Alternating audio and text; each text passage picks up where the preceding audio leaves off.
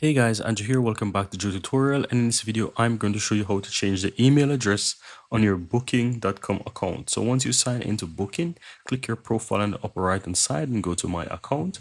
Scroll down and you want to look for the section that says Manage Account and click on Personal Details. And once you're here, you'll find the email address under the Personal Details settings.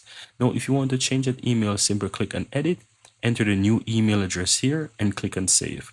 Once you go ahead and click on Save, you'll receive this box here showing that you need to basically enter that verification code that comes to your email and then click on Verify. Now I'm going to go to my email. So you should find an email, or you should receive an email like this coming to you from Booking. You can go ahead and copy the code, and once you do, just simply go back, paste that in and click on Verify. Now it will not be successfully verified because this email address is already basically verified on my account. So if I go ahead and refresh again, you will see that it's already verified. But if you want to change the email address, that's how you do it.